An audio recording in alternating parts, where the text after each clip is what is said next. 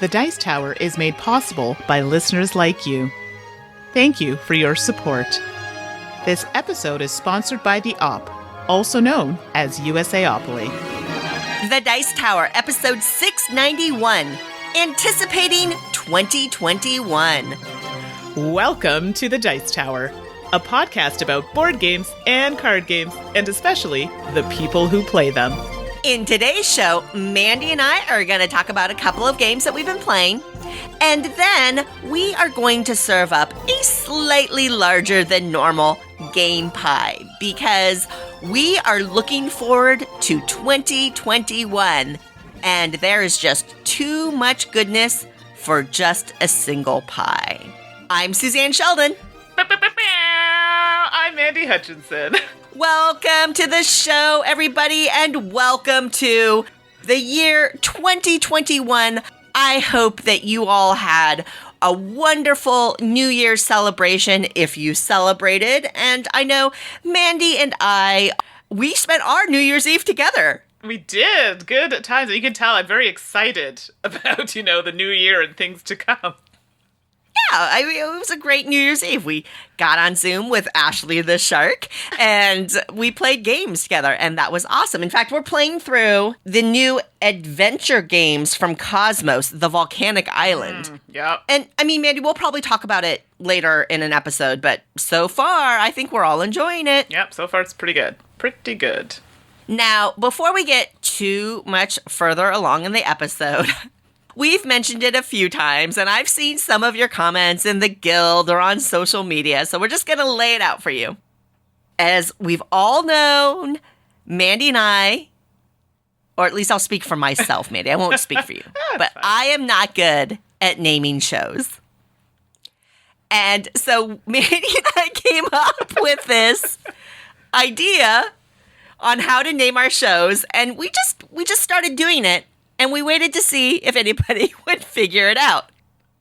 It turns out about maybe a dozen. We've gotten maybe a dozen total responses or messages from folks that figured it out. And I feel bad because we got some that were very incorrect, but were very elaborate. Like, okay, I think it's this kind of code, or it's this kind of puzzle, or if we string all these letters together, I'm like, oh, no, you think we're way smarter than we are. Oh, no, stop. But here we are to tell you that, first of all, we are going to switch our naming convention.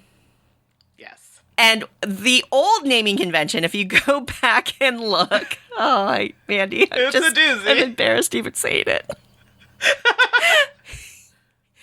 If you go back and you look at the episode number and the show title, we were doing area codes. We were doing North American area codes because they're 3 digits. And if you were to look up any given number, most of the time, you would land on a zone or a region, and we would pick a city or a location from within that region and name the episode. Hey, it's creative in its own way, I think. We'll go with that. So, congratulations to those of you who figured it out. Apologies to everyone on that naming convention. We are certainly open to more suggestions from you all. You're welcome to contact us with ideas for the new year and a new naming convention. But be aware, the area codes is off the table because we've done it. Hey, I was hoping we'd get to mine, but we'd long passed it at that point. Too bad. Alas.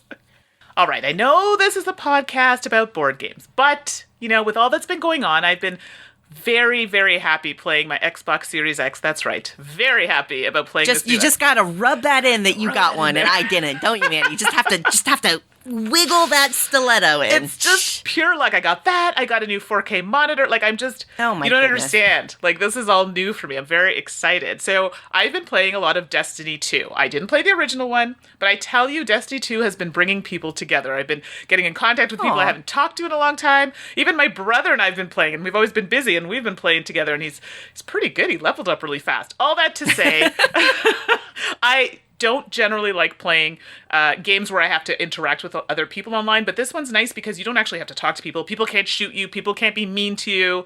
There are some player versus player things in this game, but you don't have to do those. Do you know what I mean? So, or when you're comfortable enough, you can do that in other people on your team. And people have been really great so far. So the reason I'm talking about it is for people who maybe are a little scared to do those kinds of games online.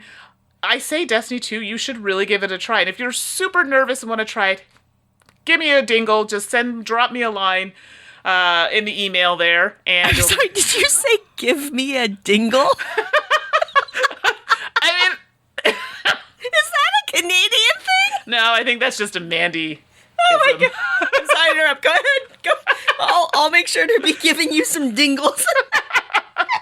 Wow, it does sound odd now that I say it out loud on the podcast. Just keep going, Mandi. You're doing great, sister. All right. So if you want to try and you're like, I'm nervous, you can come find me on the old Xbox there. So you can just send me an email. Is that better? That's just fine. Okay, that's enough of Destiny 2. Okay. And hey, y'all, everybody listening to this, as we always mention at the end of the episode, but I'll toss it up here.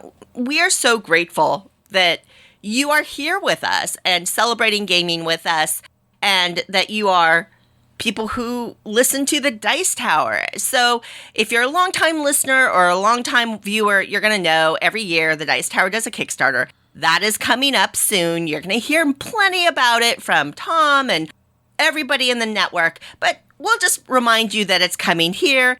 And I know that Tom has started dropping sneak peeks of some of the promos and things that you can get.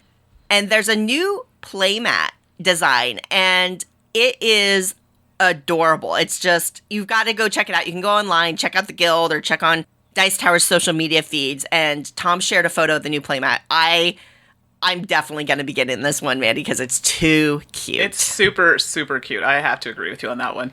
So, Mandi, I want to get to 2021, but I know that we've got a couple games that we want to talk about too. So let's jump into games played and then hit that 2021 anticipation list, okay? Sounds good. So, what have you been playing lately? All right, as much as it pains me to say this, I have been playing a few games solo. I'm doing a little solo series on my own personal channel because, of the times, and I have a lot of games that I would like to play and talk about. So the first one on my list is Lost Ruins of Arnak, and this is designed by Elvin and Min. Artists, okay, so I apologize in advance. These ones are tricky for me to pronounce, but I'm going to try my best. Jiří Kus, André Irdina, Jakub Politzer, Franciszek Sedlacek, and Milan Vavroy. Published by Czech Games Edition. This retails for about $60. I believe it's both Canadian and American, and it plays 1 to 4 players in about 30 to 120 minutes. So just so everybody knows, I believe this game is a little tricky to find right now, so definitely put those on your wish list if you want to get it. So, yeah, it's on my wish list, and I can't get it, Mandi. I'm so envious. This is like, you have an Xbox X, and now you have Lost Ruins. Oh, I'm so jealous. I know. It's everything's coming at Millhouse for me. I don't know why. It's great. So just for those listening, I'm only going to be talking about the solo gameplay from this point of view. I have yet to play it with a group, so when that happens, I may have to revisit. So in Lost Ruins of Arnak, and this is just my sense of the game, I think you're playing like archaeologists, you're going and digging up sites, but you're also coming across what they call guardians, which you want to defeat. So they're like monsters in the field, and they have a variety of different actions you can take on the board. So you can research on the side of the board, and that gives you kind of extra goodies that you can use within the game to accomplish, getting more points and allowing yourself to dig at certain sites and discover sites in order for guardians to get there for you to defeat. So everything kind of works in tandem together. So it has that deck building aspect because you all have a set of cards that you start with, and you want to build it by buying cards from the market, either items or artifacts, which are going to help you in the game, and you can use them for their travel value because you need cards to play to travel to spaces on the board, either by plane, ship, or by foot, or boat. Or you can actually use it for the ability of the card. There are fun cards in the deck called fear cards, they give you that walking ability if you want to travel, but other than that, they don't do anything else. So they're kind of, fillers for your deck, and they give you negative points at the end of the game. That's no fun. So these are some things to consider. You have actions on the board like digging at a site, which allows you to gain resources. You want to discover a site, which allows you to put out new sites to get resources in future, but you also allow a guardian to go on that site so you can defeat it, get the bonus from that, and those are worth points at the end of the game. So are cards and other things that give you points. Now, because I played solo, I had I don't know what you call it. See, this is how you can tell I'm not a solo player. It's like the dummy. It's not a dummy player, but what would you call it, Suzanne? You play solo. The Atoma? Atoma, that's it. Thank you. So this one's easy. So they flip their board. So they're using the same board, but it's flipped, so they have less things available to them. And they have a stack of tiles that you're going to flip and do the action. And it's not a dummy play in the sense like it takes 2 seconds to actually do the action, but it's similar things that you're doing, but it mostly blocks spaces. That's generally what it does. And there is there are a variety of tiles. I used all the green tiles, which is like super uber easy. You can add some of the red tiles. Okay, that's okay. I know. I wanted to play it and not lose and get a feel for the game. They also have red tiles, but you can interject 1, 2, 3, or all tiles red. It's totally up to you to change the difficulty of how it plays, and I really appreciated that. So the game ends after, I think it's 5 rounds that you're playing, and you'll have a little staff that kind of marks that for you, and then you calculate how many points you have, how many points the Atoma has, and then you compare and see who has the highest score. So that's the general gist of the game. So I liked the fact that you can vary the difficulty of the solo play. Yeah, so, that sounds cool. Yeah, so if you wanted to maybe just have a couple of those red tiles in there, you could do that and still feel comfortable. Or like me, maybe I just wanted to get a good feel for the game, so I just started all easy. Now, if you play on completely hard, good for you, because I struggled even with easy, so I can imagine. But it's good that they have that variety. The board also has 2 sides. I only played on the basic side, but there is another side that adds a bit more difficulty as well to the game. So that's something that's also very interesting. The fear cards. So this is where I talked about the fear cards, which are going in your deck. They're kind of fillers. So a lot of people are always worried that deck building in a game is kind of like, yeah, they kind of put deck building in, but it's not really a thing. This does truly feel like a game where you really do need to tailor your deck in order for you to progress nicely in the game. Fear cards, those kind of filler cards, you do kind of have to hang on to them to kind of get your movement out there. And then once you progress, hey, get rid of them, because now you're not going to get those other cards to come out, because you only have 5 cards unless you have an action that allows you to draw more. And you only have 2 archaeologists that you put out on a turn. So you can only put out 2 on the board, and then after that, you either can buy cards or research. Like, you're very limited on the things you can do after that. So timing and really weighing the importance of your actions is really important in this game, and I like that. I like that fact where you have to, okay, if I use them here, I'm not going to be able to do this here. So you do have to have a bit of that planning, but playing with the solo, they block spaces, right? And you don't know what's coming up, so it's a bit of a guess. Right. So you have to kind of react to that as well, which I very much appreciate. The research part of the board, I actually like stuff like that in a game where you have to progress up. And in this case, you have 2 tokens for your research, a magnifying glass and a book. So the magnifying glass has to go ahead of the book or be at the same level. So you basically have to go and discover and do the things, and then you can research. That's kind of where they're going with it. I liked that because every level you go up, you get a bonus, there are points, and it moves you for points at the end of the game. It is, I think, important to use the research track. I think if you ignore it, that is a mistake. And some people may not like that you kind of have to do it. Because at the end of the game, I think I used it all the times I played, and I ended up getting like 23 points just on that track. So that kind of signifies that it is a little important, if not for the points, for the bonuses. So some people may not appreciate that, hey, I have to use this track to kind of progress, but it's definitely something that I appreciate because I like that sort of thing in a game. Mm-hmm. So overall, Lost Ruins of Arnak, from the solo perspective, I really enjoy it. And for me to say that, that's a lot, because I don't generally like playing solo games. And I think that people who play solo games will really enjoy the fact that they can change the difficulty, even the sides of the boards, not just the other player that you're doing. So Lost Ruins of Arnak for me was a big win. And had I played it before our top 10 games, that probably would have made it. Which is so interesting. It highlights what we had talked about previously back then, that there's so many games that come out in a given year, and 2020 was a particularly difficult year, right, to get games played, that this is going to happen. I know you and I recently played a game together. I won't mention it yet, but I suspect, because we've only played it once, I suspect it would have made my top 10 for 2020 if I had gotten to play it. Absolutely. Before we did that list. So revisiting a top 2020 list at some point mid-year I think will be really fun because I suspect that there will be some shifting around. Oh, for sure. Agreed. Well, I've been playing Marco Polo II. And wait, that's not actually the whole title. The whole title is Marco Polo II in Service of the Khan, which is, my goodness, quite a mouthful and quite dramatic. Tom and Eric actually discussed this way back in episode 633, but just like we were just talking about, I didn't get to play it until kind of in the month of December. So I figured, why not chit-chat about it a little bit? This is designed by Simone Luciani and Danielle Tischini, and the art is by Dennis Lohausen, and it's published by Hamzen Gluck. And it retails in the US for $70. I've also played Marco Polo I, which was a fairly popular game, which I can only, beyond the kind of chatter and review popularity of it, I can only assume because they've made Marco Polo II, and you usually don't do a sequel for a game that was not a hit. And, I liked Marco Polo I. It was good. It was fine. It was something. I don't own it, but here comes Marco Polo II. There are a lot of things that are similar between Marco Polo I and Marco Polo II, but this is a dice worker placement game where you are following kind of the worker placement mechanisms of using a little meeple or something to take an action in a spot, but in this case there's dice, and yes, the pip values do matter.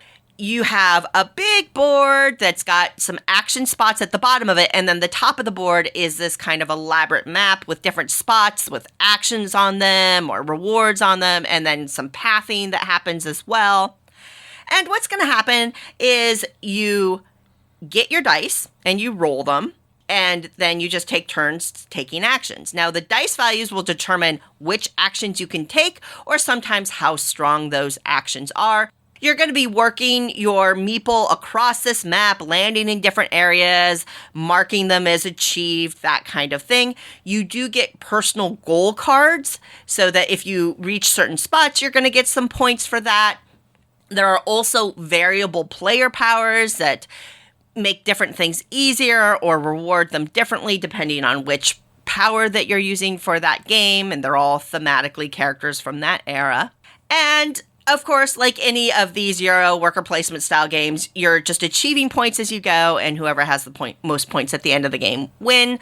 Shocking victory condition. I know, we're all surprised by that. In general, I like dice worker placement games. I think that having the value, quote unquote, of your worker impact where it can go or the strength of its action, just conceptually, I think that is very, very interesting and fun to play. And I think overall, Marco Polo II does that well. There's definitely some jockeying for spaces. It's interesting. There's an area at the bottom that gets you resources that you need to exchange eventually. And I like that because between rounds, you can see the next set of tiles that's going to come up. So you can kind of anticipate. You're like, okay, I need purple fabric. And next round, there's tiles really strong in purple fabric. So I'm not going to worry about it this round. I'm going to focus on gold this round because I know next round I can get that fabric. I like that you can do that kind of anticipatory and strategizing around that. I think that's a nice little touch. There are ways to get extra neutral dice that you get to roll for one turn. It's like any worker placement game. Typically, more workers, more actions is good. So there's always kind of a little bit of a throwing elbows to see if you can get those dice, and that's always fun as well. I think the map movement is interesting, and I don't remember a ton of it from Marco Polo 1 because I just haven't played it recently because it didn't spark for me, quite frankly. I think, though, if memory recalls, the map movement is more interesting and compelling in Marco Polo 2, which is a good thing. That's an improvement that they've made on the concept then. So overall, I like Marco Polo 2. Do I love it? No, of course. I really wish it had a different setting. I get that, hey, we've got a hit game, Marco Polo 1. Let's just make Marco Polo 2. I mean, why have only one Die Hard when you can have 3? Why have only one Home Alone when you could have 5? Who cares if the actors change, right? And I mean, people do sequels for a reason, so I get why they did Marco Polo 2. I really wish it had had a different setting. The whole concept of kind of the European explorer tromping through exotic locales just doesn't appeal to me very much, and there's so many games like that out there. So Marco Polo 2, mechanically solid. I enjoy it. I think it falls into that nice zone of, I will happily play this game. Am I going to rush out to, push it on people at the table? Probably not. But I've had fun doing dice worker placement. There you go. Marco Polo 2. I was not a huge fan of number 1. Anybody who's played this game with me will remember the phrase of "I get a camel" has been burned into my brain from that game. Yes, yeah, so many camels. Oh my goodness. It was like, if I hear you say that one more time. But my impression of it was not amazing. I'm like, I get it, but I mean, if I'm going to play a dice worker placement game, that wouldn't be it. I would rather play Kingsburg, to be honest, than play this one. It just didn't work. Yeah. For I haven't me. played Kingsburg in ages. Wow. Yeah, I know. It's been that long, right? But so that one was like, but then I was told that I may like number 2 better. So I wasn't really given a reason, but I guess it must have fixed the whole, there were some issues we had with some abilities in the first one, playing with others that we didn't find worked very well. So maybe that was a change, but. Oh, that's interesting, because I will mention that actually toggles something in my brain. Mm. You gave me a little dingle in my brain for that one. Yes, am I using that right, Mandy? I don't think so, but I'm going to keep working on it. Whatever context you want. There are variable player powers, and I found, I'm not going to say they're unbalanced, but there are certainly ones that feel more situational than others. So if you're going to play, I would review the player powers. And if there are more experienced players at the table and less experienced players, I would be very thoughtful about who gets what power instead of just randomizing them. Because I think some are certainly, I will say, easier to play if you're less experienced in the game versus ones that are more situational and add more complexity to the strategy. That's just a note. That's not a criticism in any shape. Okay, good to know. Yeah, no, that's Thanks for that dingle, Mandy. No problem. Anyway, I'll let you move on.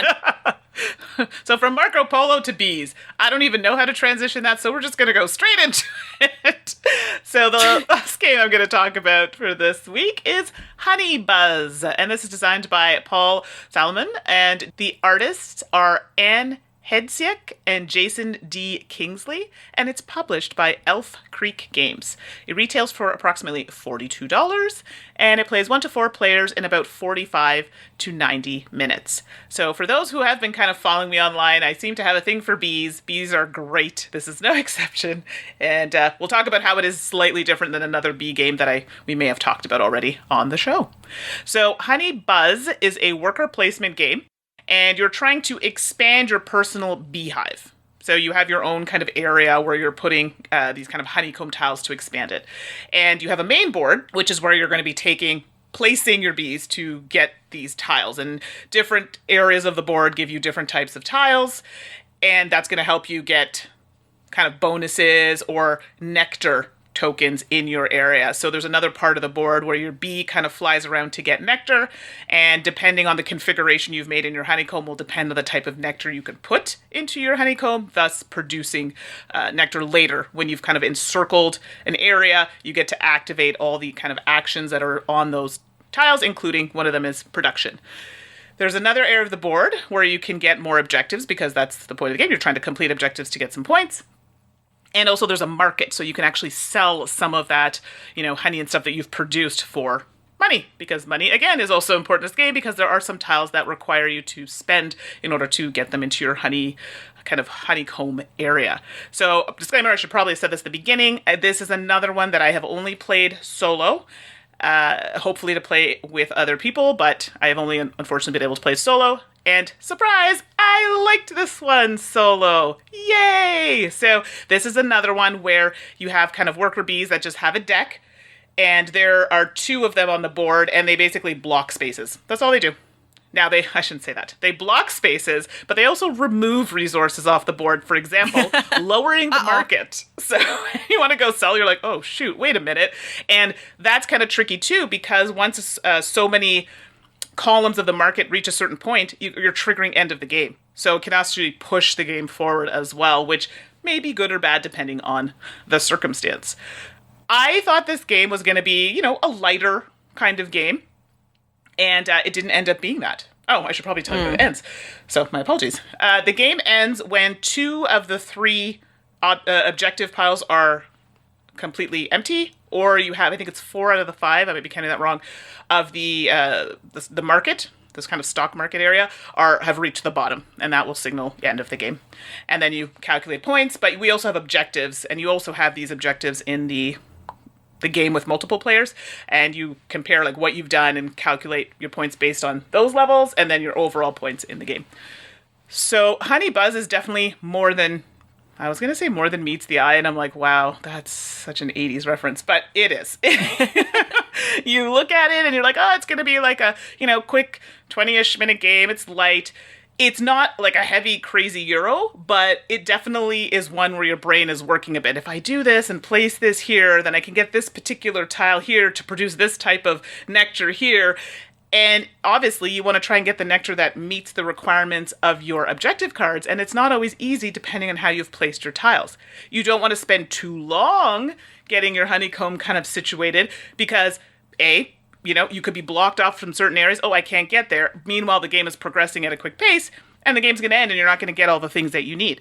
So you might, and some of these objectives you're trying to meet, there are negatives. If you don't get a certain amount, you could have negative points coming your way. So you really have to pay attention timing-wise and really being smart about the layout of your honeycomb, because it matters for the nectar tiles that are going in. You have to have a certain configuration or you just can't put them in there. So a lot of those things were really fun for me, and I didn't mind the solo because, again, in this case, it was just blocking spaces, flip a card, or potentially lowering like the market, for example. So as a person who doesn't play solo games, I really, really appreciated that because the solo game was it was very easy to do. Not too much, not a dummy player. Yeah, it doesn't sound like it was too fiddly. Not at all, not at all. Setting up the game can be a little bit, there's a few pieces there. So this is where you're going to want to separate things out. So there are several tiles, you might want to put those separate because they go out separately. Nectar tiles, depending on how many people you're playing with, only a certain amount, like you have them all out, pick them, some coming back out. So like little things like that, but that's minor. The actual gameplay itself is quite good. I did find at one point, I was like, wow, I feel like it's really easy for me to have money in this game. And maybe I'm just used to playing games where money is super restrictive. I didn't find I had a problem having money, I guess, in the game, but keeping in mind I was playing a slightly easier level with the objectives. Maybe that had something to do with it, but I didn't feel that tightness with money, which I know this is weird to say, but I kind of almost wish there was a little bit. So I didn't feel like I was using the kind of market action that much. I didn't really care that it was going down, and I feel like that should be a more important action. But again, it could have just been the level that I was playing, and then that's why it ended up like that. But overall, I enjoyed my experience with it as a solo player. I would like to play it with more people. I definitely think it would be, I don't want to say aggressive. That's not the word I'm looking for. But I definitely think that I'd be wanting to get to certain areas maybe a little bit faster or paying a little bit more attention. Ooh, maybe I should do this before this because other people might do it first and clear a certain area off. I know the little kind of worker bees for the solo kind of does that, but it's not quite the same interaction. So that I would like to see with more people. So Honey Buzz, I like it a lot. Yeah, I can tell that for you to kind of have a certain energy around a game that you played solo, it must have been a big hit. And this is one that I was looking at picking up, but I think is it out of print now? Like, did they sell through their first print run or something? Yeah, it's out of stock. I know on Board Game Bliss, when I looked, that it was completely out of stock. Yeah. Great. Thanks for getting me all hyped up on that one, Mandy. Sorry. All right, to wrap it up, I mean, from bees to dinosaurs. It's quite the circle of life. Just so smooth. We're so smooth. I don't know, Mandy, what are we worse at? Are we worse at naming episodes, or are we worse at segueing between games? No, I think segues is pretty dire. Pretty bad. Pretty rough. It's true. My last game for today is Gods Love Dinosaurs.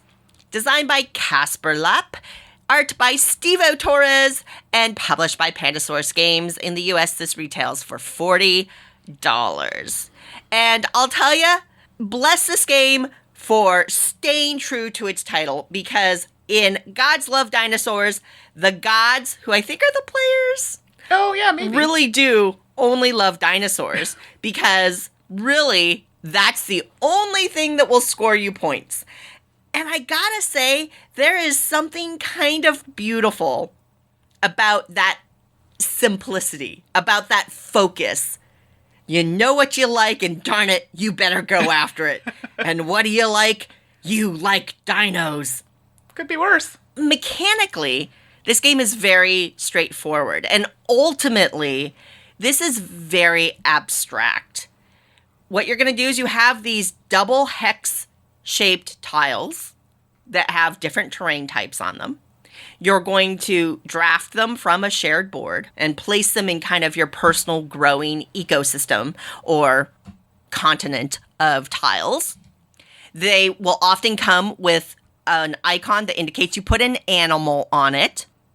When an area of the shared board is cleared of tiles, you're going to activate an animal. And ultimately, you're trying to work this food chain system that they've established, because there are 3 groups of animals. There are prey, which are bunnies, frogs, and rats in very nice wooden meeples. There are 2 types of predators, a flying one and a land one. And then there are dinosaurs at the top of the food chain. And ultimately, what's going to happen is when you activate, each animal activates a little bit differently. So prey just spread out. When you activate prey, they can multiply onto an adjacent tile that's the right territory.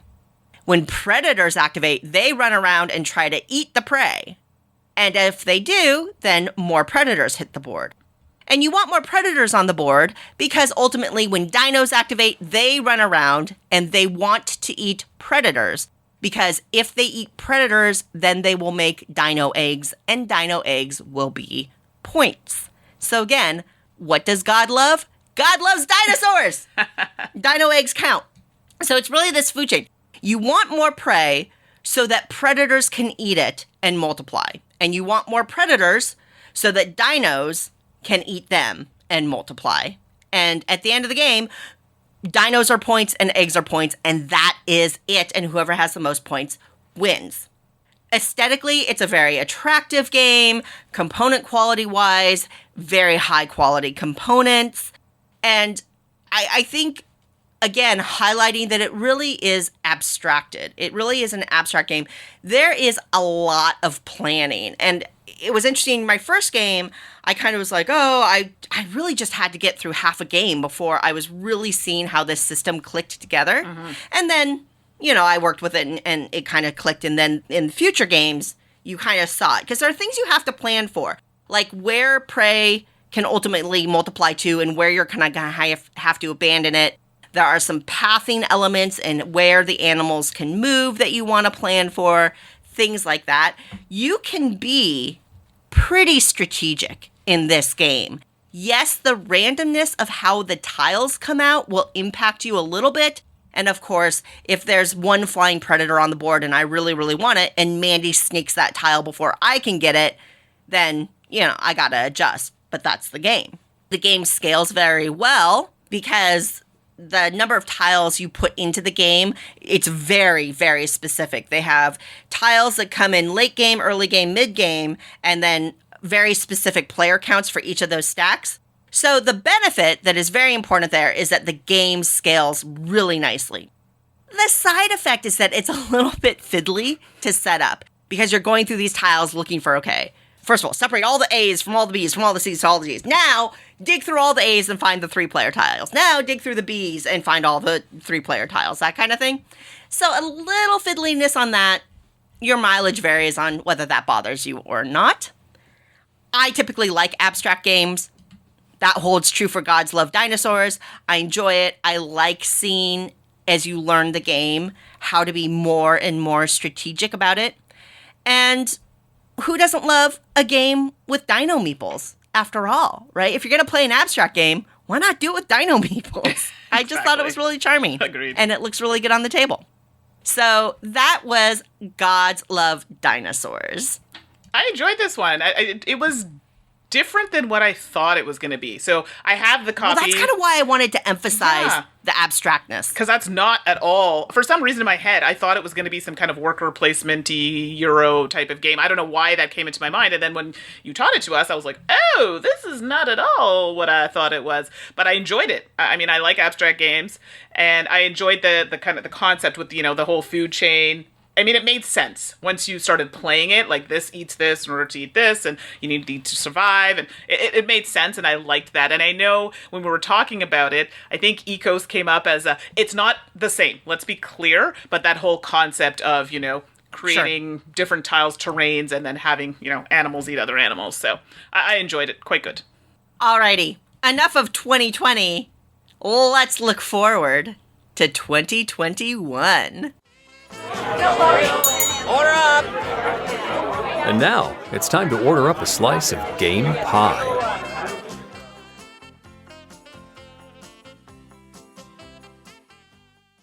Woohoo! 2021! 2021! Game Pie! Yeah! I'm excited, Mandy. I couldn't tell at all. Oh, good. I'll have to work on being more enthusiastic then.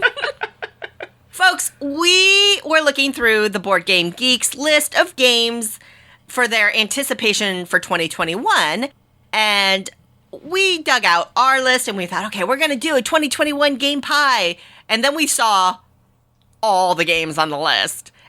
When we are recording, there were 16 pages of games, and I know it's going to grow and grow and grow. And we thought, we can't just do one Game Pie. We gotta supersize this pie. Exactly. Supersize. Alrighty, so I think we've got 10 games each that caught our eye. Now, first of all, I want to point out that we excluded expansions, but there are a lot of expansions listed that for games that I really love, so that's exciting. And it was interesting to go through the list and see a number of reprints, and I think at least one of them made your list, Mandy. Oh, so we'll absolutely talk about those. But 2021's got some really cool reprints coming, and some games are games that I've been able to play, but they aren't coming out until 2021. But if they're that good, I'm tossing them on the list anyway, because I am excited for them, whether I've played them or not. But that's how good the year is already. And we only know about a fraction of the games coming out. So I am, looking at this list, Mandy, made me really excited for the year. Yes, me too. Because sometimes you go through a year and you're like, yeah, there were some good games, but this year I feel very strongly there are going to be some awesome games. So, all right, let's start, because I know we got a lot. So let's start with the first one on my list. I have Role Player Adventures, and I believe this was on Kickstarter, but I believe it is fulfilling this year. So Role Player is there's an existing role player game. This one, it actually is like an RPG style adventure, so there's more of a story, but it does follow the same kind of format as the original role player, where you have dice, and depending on how you place them, where you place them, you'll get certain types of abilities or actions, and it follows something similar here, but I find cards are a bigger kind of thing in this particular game. And this one I liked because of the whole story aspect. And for those who don't know, I actually love RPG video games. I love RPGs, in the board game world. It's time, right, to get them played. So this one seems to be one that I could kind of maybe fit in that time period that works for me. And it also has multiple kind of different scenarios or settings. So Role Player Adventures, very much looking forward to this one. Heck yeah. First slice I'm going to serve up is a game called Streets. This is the second game coming out from Sinister Fish Games. Their previous game was a game called Villagers. And I put this on my Game Pie list for two reasons. One, because the game looks awesome. Mm-hmm. Tile laying, developing kind of a neighborhood or street kind of situation. The components look amazing.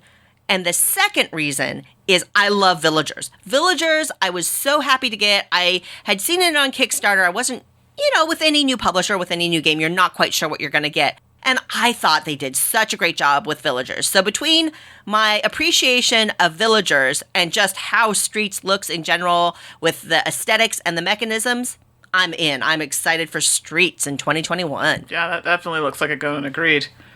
So my next slice of pie is, well, we have to do some kind of Euro game. So it's Furnace. And Furnace is an engine building Euro game. So he's got a couple things. And this one's coming out from Hobby World. It does have a few elements like auctions and production. And I'm not a huge fan of auctions, but I think I'm going to like how it plays out in this game. I'm very curious to see the types of people represented in the game, because I think they are going back and looking, I don't know if it's industrial, like corporations, or certain specific, certain types of people during that time period. I think it's like 19th century sort of thing. I'd be curious to see how that's represented in the game, but it falls into the realm of games that I generally like, and it isn't heavy. So it's not a super heavy game, which, it's still good. So I'm curious to see where it sits on that light, medium, heavy scale for, engine building Euro. Curious to see, because I find more and more people are looking for this kind of weight and length of game. So Furnace. Absolutely. Next slice for me, Hadrian's Wall. This is a roll and write game. I think it's card-based, but I'm not quite sure if it's 100% cards. But this is coming from Garphill Games. And, I will say that this publisher, for my personal taste, is getting better, which means I'm even more excited, because the last two games out of them in their West Kingdom series, I've liked more and more. And here they are with Hadrian's Wall. You put my favorite mechanism in with a publisher that I'm growing more and more to appreciate. It sounds like it's a bit weightier and heavier in terms of how it plays out, which I think is really exciting. So Hadrian's Wall, I cannot wait to try this one. I had heard about this one, but I didn't know much about it. But yeah, it definitely sounds good. Try that one. Next up for me is Cartographer's Heroes, and this is coming Heck yeah! Thunderworks Woo! Games, yes, and I should have mentioned that. Good taste, Mandy, good taste! Right? So, good stuff. Role Player Adventures is also Thunderworks Games, I should have mentioned that as well. And this is basically the sequel to Cartographer, so I think this one, for those who don't know, Cartographers is a flip and write game, and this one comes with new maps, scoring cards, explore cards, ambush cards, different types of abilities. So it's kind of stemming from the first one. Hey, if it's not broke, don't fix it. So Cartographer's Heroes, very interested to see how that plays out. Nice. Next up for me, Sleeping Gods, coming from Red Raven Games. Now, I got to try a scenario from this game a while ago, and I instantly fell in love with it. Now, one scenario doesn't mean that much, quite frankly, because this is a massive storybook game with a ton of different adventures and branching narratives. And, I am a huge Red Raven fan in general, but I gotta say, from that one scenario with Sleeping Gods, they hooked me. The one thing I recognized right away, the combat system felt fresh and interesting, because not only are you fighting this monster, but there's like a little bit of a grid with an almost puzzly element to the combat. Oh, so darn good. I've just been waiting for this game. Has been rough, I gotta say, because I'm so excited to play more of it. So it had to go on my 2021 list, Sleeping Gods. Yes, I think I was there when you were playing, and it definitely piqued my interest as well. Story, yeah, I'm there. Next up on mine is Tabanusi, Builders of Ur, and that's coming out from Board and Dice. And they've been on a roll with a lot of these games that they've been coming out with, and this one, it looks very interesting. There's not a ton of information-wise on the site about it, but it definitely, it has tile placement, dice rolling. These are some things that I like in games, so I'm like, sounds like it could be really good. I'm assuming it's going to be on the higher complexity scale, so more to come, because it doesn't actually say that. But this is definitely what I'm looking forward to seeing how it differs from some of the others that have come out. So that's Tabanusi, Builders of Ur. Yeah. My next slice, Cascadia. This is coming from Flat Out Games. Flat Out Games, as a publisher, might be best known for Calico, which hit a lot of best of 2020 lists. I loved Calico as well. Cascadia seems to fit in that same vein. First of all, it's tile lane. But secondly, just kind of that weight. That tile lane where there's some bite to it. It's not a complex game, but there's definitely some bite. I got a quick demo of it, and I really, really liked it. It's shaping up beautifully. Hello, art by Beth Sobel. It's vibrant. I love the theme. I am so excited to try more of Cascadia. And for those of you, I mentioned this in the last episode where I was with Tom and Eric, Flat Out Games as an individual publisher has done now what I will assume is another great game, but they are also the design team behind Point Salad and Truffle Shuffle, where they partner with Alderac. So Flat Out Games, I'm telling folks out there, this is a group to pay attention to because they're doing some great stuff. So Cascadia on my 2021 anticipation list. Very cool. Sounds amazing. Next up for me is Unmatched Redemption Row. Now, if you've been listening to the podcast or anything else I've been doing, a lot of the Unmatched has made a lot of my top lists just because I really like the system and the way it works, and I like a lot of the themes that are being chosen.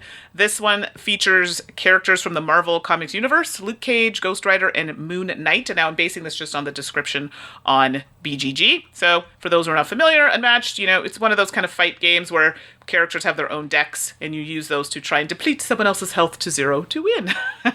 And the art on this one, I didn't know Ian O'Toole is one of the artists, so that's kind of fun. Yeah, he does the boards. Yep. So this is great. So very excited to see that. I did notice something, Star Wars Epic Duels. It says it's a re-implementation of that. Yeah, because Restoration, restores older games. And so Unmatched is actually the restoration of an older game called Star Wars Epic Duels. And I don't know why it didn't click to me, but no, it's like, okay, that makes sense. So there you go. So that's okay. Thanks for this. I will just say the art for the Moon Knight deck is some of the, oh my gosh, it's so, okay. I won't say anything else. I'm excited. Because y'all know I work with Restoration, so I can't say anything about Restoration games because that would just, I want to be very transparent about that. Fair. Moving right along. Planet Unknown. This is just one of those games. I have heard nothing about it. I really don't know much about it. It's from Adam's Apples Games, which, quite frankly, Planet Unknown looks like the most complex and the heaviest game that they've done to date. But the aesthetic looks awesome. Mandy, it's sci-fi. Sorry, it's a space game. It looks like to some degree. Although more like, I don't know. We'll see. But it's got drafting. It's got tile laying. It's got action selection. There's just a lot of mechanisms in this description that really appeal to me. Plus, I think it looks awesome. So, Planet Unknown. Don't know too much about that one. So the next one on my list, I actually had the original version of this board game, and I could just never get it to the table, so I know. So I figured, hey, maybe this one will get to the table. So Arkwright the Card Game. So I did have the board game. Oh, yeah. And, it was quite good, but it's a tough one to get to the table. It is lengthy and a bit complex. The card game is still pretty complex, but I think the length of time is slightly less. And for those who don't know, it's talking about the Industrial Revolution, and you're running a business, trying to employ workers, produce, and sell goods. That's the main concept of the game. But in this one, it is the card version. So this one I actually backed on Kickstarter, so I'm actually looking forward to seeing how it differs. And this one is published by Game Brewer, so we'll see how this one pans out. Next slice for me. Honestly, I know y'all are tired of hearing me talk about this. Maybe you are. I'm not really sure, actually. But Cubitos. Now, Cubitos is a game I actually reviewed a year ago almost now because I played it so much and it's in a polished prototype form that I had, and I just fell in love with it. And it's finally coming out in 2021. I have been so eager for this game. Without a doubt, my most anticipated game of 2021 because I played it and I love it that much. So finally, you all can get your hands on this amazing pool building racing game that uses dice. Charming, quick, interesting. I can't wait. I'm so excited that more people will get to discover Cubitos this year because it's so much fun. So, of course, Cubitos had to be on my 2021 anticipation pie list. I'm looking forward to it. Again, it's one that starts with 2 players, so this one's going to be tough for me to play. Hoping to play it soon, but I do have a copy, so really, really want to try this one. Mandy, and I guarantee you and I, if we just do a little bit of setup in the webcam stuff, you and I can play remotely 100%. It's really easy to play that way if you have the webcam set up. Good, so now I can actually try it. All right, so next up on my list is Darwin's Journey. I believe this is coming to Kickstarter, or if it's not on there already, at the time of taping this. And this is coming out from Thundergriff Games. And, well, it's a worker placement surprise. Wow, I seem to have a theme here. And a worker placement Euro game. I'm on trend here. And again, Charles Darwin seems to be the focus of the game, and I think you're trying to recall his memories of his adventures through the Galapagos Islands. So that's the kind of main point of this one. I think for me, I don't know why I have this weird interest in Darwin and the types of games that kind of surround that. So I'm just interested to see how the take on it is. And it is on the weightier side. So Darwin's Journey, I don't know much about it, but I'm curious to see how it plays out. Nice. Next slice from me, Dice Realms. Another game I've heard nothing about. I have no idea what's really happening here, but designer Thomas Lehman, which you may know from little games like Race for the Galaxy. Nice. So, dun dun dun. And this is a dice crafting game. It's one of these games where you get the dice that you can add different faces to. I know it can feel gimmicky, but gosh darn it, I really love that mechanism. I just think it's fun. And hey, why not play games for fun? Exactly. What a concept. Right? That's a thing. So between the name Thomas Lehman and the idea of what, as a designer, he can do with dice crafting, I'm excited to check it out. Dice Realms, coming from Rio Grande Games. Nice. So next, this is one of my first reprints on my list. So I've actually never played this game. I don't own it. Ginkgopolis. I'm so happy for you. Yes, I'm so excited to finally try, because I tried tracking down, I was going to get a copy in French, but then it was like crazy expensive. So I was like, I'm just going to wait, because I heard there was a reprint coming. And this one's being published by Pearl Games. And I know people are probably yelling at the whatever they're listening to this on, you haven't played Ginkgopolis, but why? So it's just one I just couldn't get my hands on. And I think you played this one, Suzanne, or you own it. Oh, yeah, probably. I have it. I have the expansion. Mandi, I am happy for you because you are going to experience Ginkgopolis and the joy of this game for the first time. That's an experience I can never have again. And you get to have it now in the year of 2021.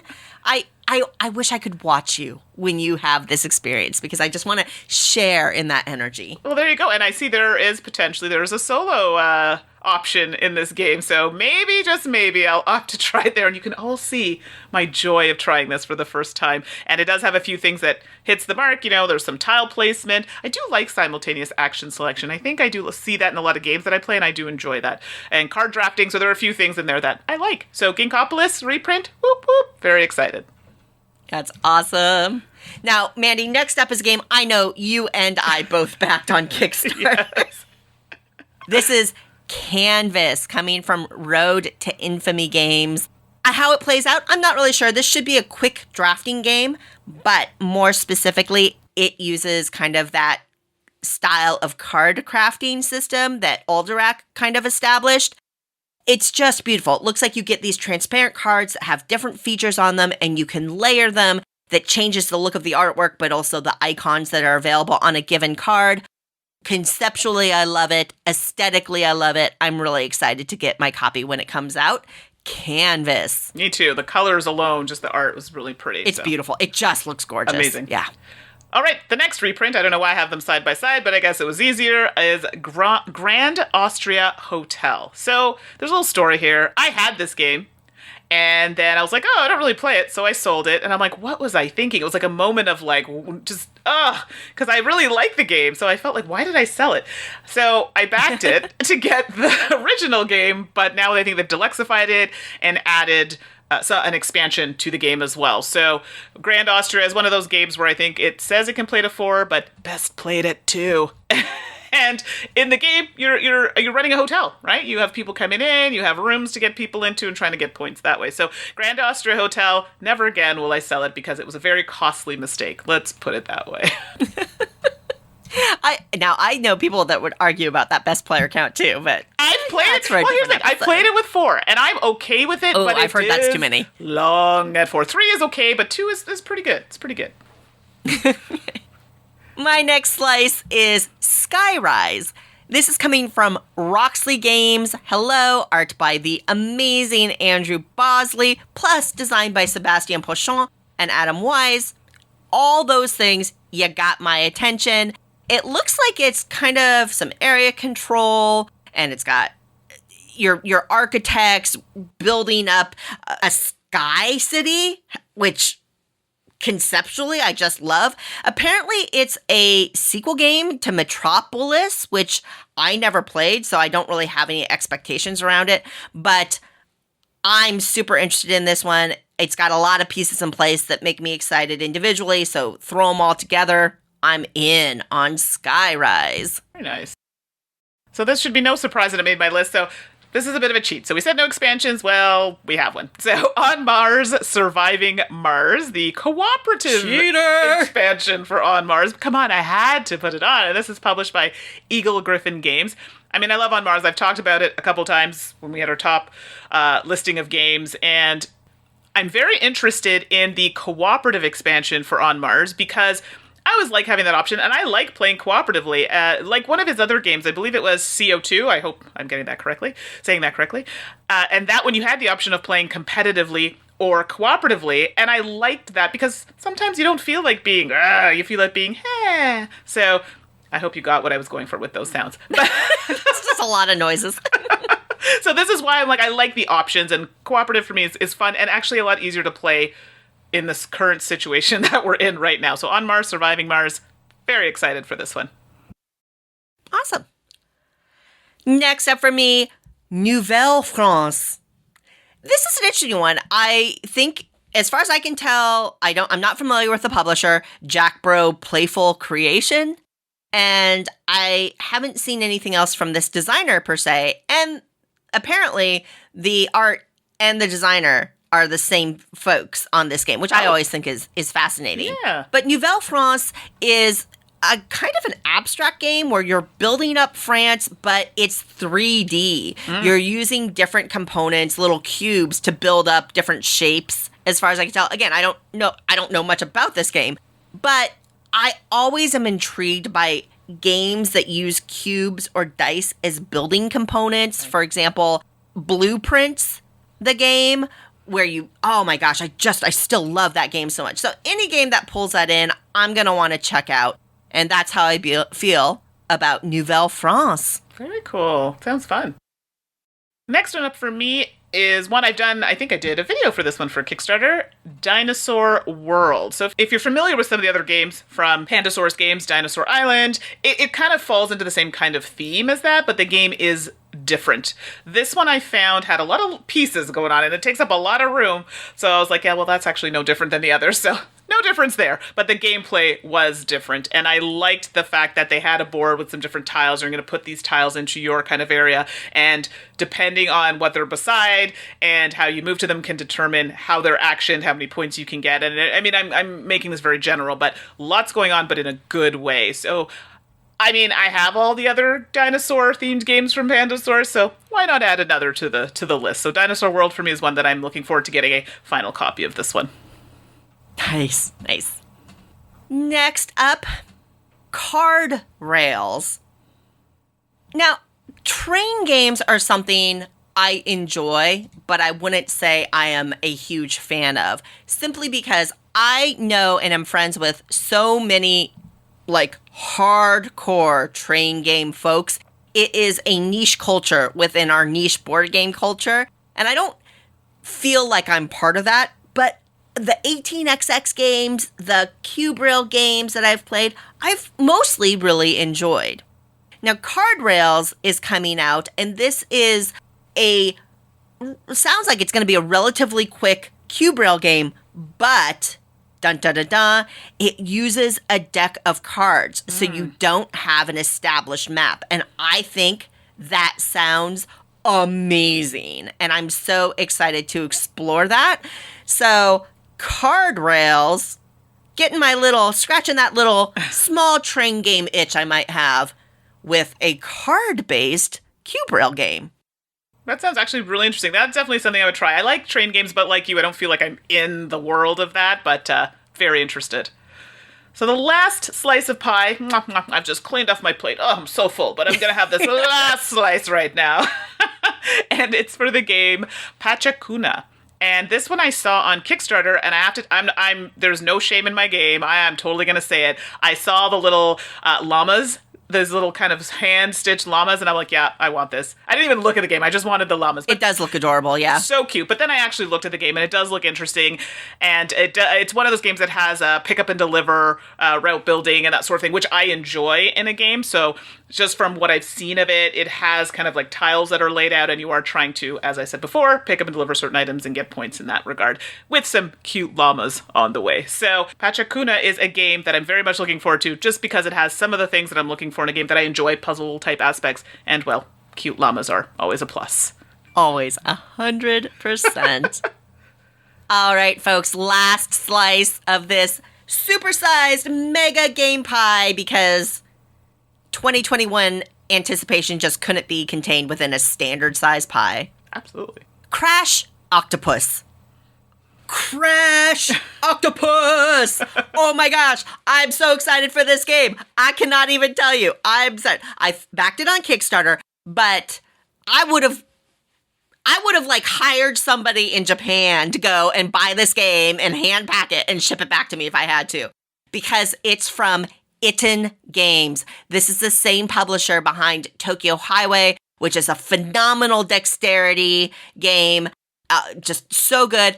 Everything Itten does, Stonehenge and the Sun, there is a spark to it. This is a design group that is doing something special. They approach games as more than just an activity. They approach it as art. Their games are beautiful. They are polished. They have high production values, and they are unique. I have played so many games in my life that, perhaps more than some others, sure, I value uniqueness in games very, very highly. And Itten always rises to meet that challenge. And here comes Crash Octopus doing it again. First of all, you're going to look at this paint. Go find this game online and go look at a photo of it. It literally is set up, when you set up these little wooden pieces, it looks like an octopus is rising out of the water with its tentacles and its little domed head. Oh my gosh. You've got a rope around it with beads on it. You've got little ship figures. You've got all these other little wooden pieces that represent cargo. Now, this is a dexterity game. And Mandy, I know you aren't always a fan of dexterity games, right, but I would give it a try, because Itten will always do something special. Spoiler alert. Always do something special. Spoiler alert, I backed it. Yes! Woohoo! Woohoo! And it is a flicking game, so you're going to be flicking cargo towards your boat, but this is a game, you will set it up anywhere you set it up. You are going to get attention for this game because it is stunning. I am so excited to play it. I'm just excited that somebody like Itten exists out there making games like this. So Crash Octopus, I can't wait to cradle you in my arms and hold you tight. Wow. Mandy, the face you just made at me. We went from pie to cradling, Crash Octopus. Wow, that took a turn. Hey, I love games. I mean, I've been doing this for 25 years. I wouldn't do it for 25 years if I didn't love games. What can I say? That's fair. Well, folks, that was our supersized mega game pie, talking about games that we're anticipating for 2021. Mandy, I gotta say, your list looks good. So does yours. I mean, it's so good. And I was saying, instead of like supersize, we could say Costco size. I like that. I'm down with that. We could do that. Costco size. Costco sells pies. That's Have you true. seen them? They're and ginormous. They're huge. So there you go. Amazing. I like this. Certainly, we know more and more games are going to be announced, so flash forward in a couple of months, this list could be different because we just don't know all the games that are coming out. But if you've been a long-time listener, come on, you got to have a sense for the kinds of games Mandy and I like. So do us a solid. If you hear of a game that we haven't mentioned that you think we missed, drop us a dingle and let us know. Because I want a big old list of games that I got to track down this year. Mandy, I'm going to keep on saying it. You said it once. It's addictive, though. It sounds so good. Certainly, if you have suggestions for a future game pie, or if you have any questions that you want us to address, we're going to do a Q&A. I actually have gotten a number of emails, and they're kind of building up, so we should probably do a Q&A in the near future, Yes, Mandy. absolutely. But send us those emails. We really appreciate it. You can reach me at Suzanne@dicetower.com. And you can reach me at Mandi, that's Mandi with an I, at dicetower.com. As always, it is a pleasure and privilege to be part of your extended gaming family. We're so happy you're here with us. I hope that you are just as excited about 2021 as we are. It's going to be a great year, folks. I feel it. Board games are going to rock the heck out of this year, and we're going to reap those benefits. So it's going to be good. I'm excited, Mandi. I am too. I had a song come into my head. I only sing one line of it. I feel it in my bones. And I know a lot of people will know the song. Probably a lot of my Canadian friends. There you go. I love your Canadian rep. Next episode, 692. And Tom and Eric will be revisiting the great year that was 2016 in board games. Actually, is that 5 years? Oh, that's 5 years ago. Holy cow. Jeez, time Wow. flies. Whew. Going back 5 years, 2016. Yep. Until next time, I'm Suzanne Sheldon. And I'm Mandi Hutchinson. And you've been listening to The Dice Tower. Thanks for listening. Promotional consideration has been provided by game publishers in the form of review copies of games. This podcast is sponsored by listeners like you. Thank you for your continued support. And speaking of support, the Jack Vassell Memorial Fund is an organization dedicated to helping gamers in need. Learn more about the fund's mission and how you can help at jackvassell.org. The Dice Tower is produced by Tom, Suzanne, Mandi, and Eric with assistance from Roy Canaday and Rob Searing. Our theme is composed by Timothy Pinkham and arranged by Matt Bellier. Let us know what you think of the show by posting to the Dice Tower Guild at BoardGameGeek.com, following the Dice Tower on Twitter, or by emailing us at podcast@dicetower.com. And don't forget to visit the other shows in the Dice Tower Network at dicetowernetwork.com. Until next time, from all the gang at the Dice Tower, have fun gaming.